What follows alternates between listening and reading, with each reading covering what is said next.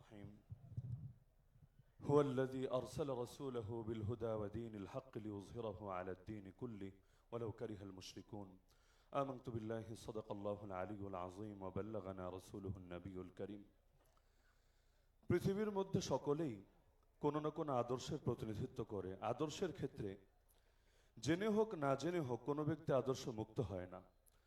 খেলাফত মজলিসের প্রতিটা সদস্য, প্রতিটা ডেলিগেট অন্তরের মধ্যে এই দৃঢ় প্রত্যাশাই ব্যক্ত করে, এই আকাঙ্ক্ষাই ব্যক্ত করে যে আল্লাহর জমিনে আল্লাহ এবং তার রাসূলের দেওয়া আদর্শের চাইতে উত্তম কোনো আদর্শ হতে পারে না। এক আদর্শ দিয়েছেন আল্লাহ, আর এক আদর্শ বানিয়েছে বিভিন্ন বান্দা। আর সেই বান্দা যেই দেশের বান্দাই হোক, তার বাড়ি আমেরিকাই হোক, তার বাড়ি ইন্ডিয়াই হোক, তার বাড়ি চায়নাই হোক, তার বাড়ি রাশিয়াতেই হোক, যেখানেই হোক না কেন, আল্লাহর কসম, আল্লাহ এবং তার রাসূল আমাদের নিকট যে আদর্শ পৌঁছিয়েছেন, আল্লাহ তার অসীম জ্ঞান থেকে আমাদের জন্য যে আদর্শ দিয়েছেন, এর চাইতে উত্তম আদর্শ কোনো মানুষ তার ক্ষুদ্র জ্ঞান থেকে কশ্চিন কালেও বের করে আনতে পারবে না। সুতরাং আমরা যে আদর্শের স্বপ্ন দেখি, আমরা যে আদর্শের কথা বলি, আদর্শের সঙ্গে সমতুল্য কোন আদর্শ পৃথিবীর বুকে কোনোদিন ছিল না, কোনোদিন হতেও পারবে না। 1971 সালে বাংলাদেশে ভৌগোলিক স্বাধীনতা এসেছে, কথা সত্য, কিন্তু আজও পর্যন্ত আল্লাহ এবং তার রাসূলের আদর্শের বাস্তবায়ন না হওয়ার কারণে অধিকাংশ ক্ষেত্রে যে মুক্তি আনতে পারি নাই, এটা আরো বড় সত্য। আজও পর্যন্ত বাংলাদেশে 4 কোটির বেশি মানুষ দারিদ্র সীমার নিচে বসবাস করছে। আরে যেই দেশে এমন ধনীও পয়দা হচ্ছে যে কিনা সিঙ্গাপুরের শ্রেষ্ঠ 20 জন ধনীর মধ্যে অন্যতম হয়ে যাচ্ছে, ওই দেশে এমন মানুষ 1 জন 2 জন না লক্ষ কোটি আছে যাদেরকে নুন আনতে গেলে পান্তা ফুরাচ্ছে এমন অবস্থার শিকার হতে হচ্ছে। যেই দেশে 95% মানুষের হাতে ওই পরিমাণ টাকা নাই, বাকি 5% মানুষের হাতে যার চাইতে আরো অনেক বেশি থেকে বেশি পরিমাণ টাকা পুঞ্জীভূত হয়ে আছে। অথচ আল্লাহ তাআলা আমাদেরকে নীতি দিয়েছিলেন, কাইলা ইয়াকুনা দুলাতাম বাইনাল আগনিয়াই মিনকুম, সম্পদ শুধুমাত্র ধনীদের মধ্যে যাতে সীমাবদ্ধ না থাকে, বরং সম্পদের ক্ষেত্রেও যাতে বৈষম্যহীন এক সমাজ গড়ে ওঠে। ধনী এবং গরিব যাতে এমন একটা কাছাকাছি অবস্থান করতে পারে, যাতে করে কেউ একেবারে আঙ্গুল ফুলে কলা গাছ হবে আর কেউ চিকিৎসার অভাবে ধুকে ধুকে মরবে, এইরকম পরিণতির শিকার হতে না হয়।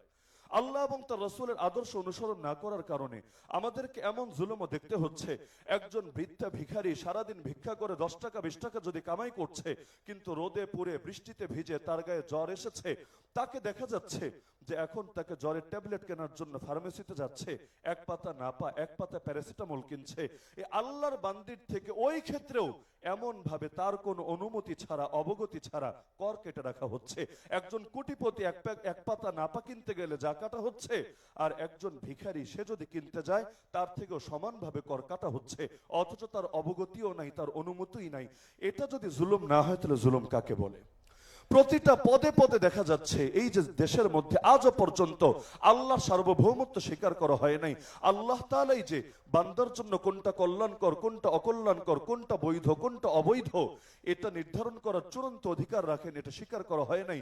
যার কারণে দেখা যাচ্ছে পদে পদে এমন কাজও করা হচ্ছে যেই কাজ অধিকাংশ মানুষের দূরের কথা কম সংখ্যক মানুষের প্রতিনিধিত্ব করে না, বরং যেটা চূড়ান্ত ভাবে শুধু নফস এবং শয়তানের প্রতিনিধিত্ব করে থাকে। বাংলাদেশে আজও পর্যন্ত এই মসজিদ, মাদ্রাসা, ওয়াজ মাহফিল, উলামায়ে কেরামের বিরুদ্ধে একদিকে এত ষড়যন্ত্র হলেও আজও পর্যন্ত যদি অধিকাংশ মানুষ চায় না, বলতে গেলে 99% মানুষ চায় না, কিন্তু এরপর পতিতালয়গুলোকে কি গুরুত্ব দিয়ে সংরক্ষণ করা হচ্ছে। যৌনকর্মীদের অধিকার নিয়ে এই পরিমাণ সচেতনতা তারা দেখাচ্ছে যে এই দেশের কয়েক কোটি আলেম এবং তালিবুল ইলমের অধিকার নিয়ে যার সিকিভাগ সচেতনতা পর্যন্ত তাদের দেখা যাচ্ছে না।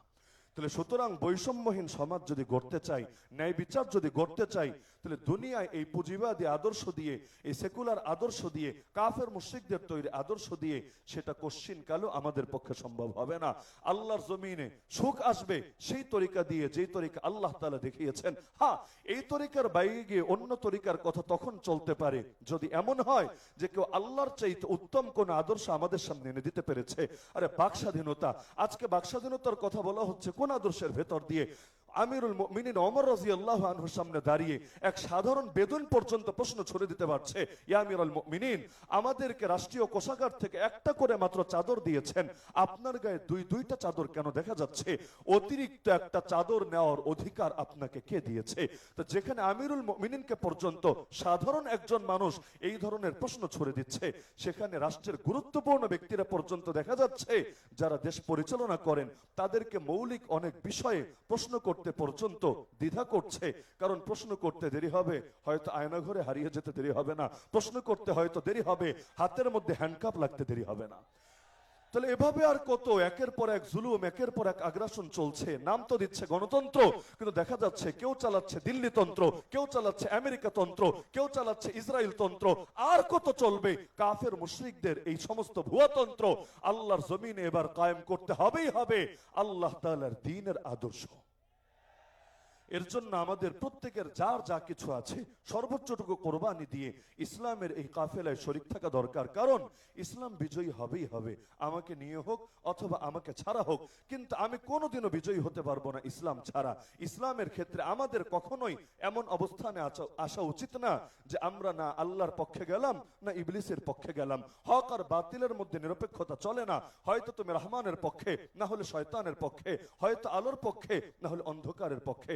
সুতরাং আমি সকলের থেকে এই প্রত্যাশা রাখি ইনশাআল্লাহ আগামীর বাংলাদেশকে যাতে একটা ইসলামের বাংলাদেশ, কোরআনের বাংলাদেশে পরিণত করা যায়, এবং সেই বাংলাদেশে ইনশাআল্লাহ কোনো বৈষম্য থাকবে না, জুলুম থাকবে না, দুর্নীতি থাকবে না, অপশাসন থাকবে না।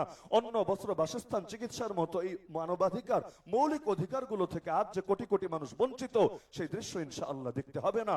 তবে এই জাতি সফল হবে, তবেই আমাদের শহীদদের রক্তের প্রতিটা ফোঁটা ইনশাআল্লাহ সার্থক হবে। আল্লাহ তাআলা আমাদের সবাইকে সেই সোনালী সুদিন দেখে যাওয়ার তৌফিক দান করুন, আমিন। ওয়া আখিরু দাওয়ানা আনিল হামদুলিল্লাহি রাব্বিল আলামিন।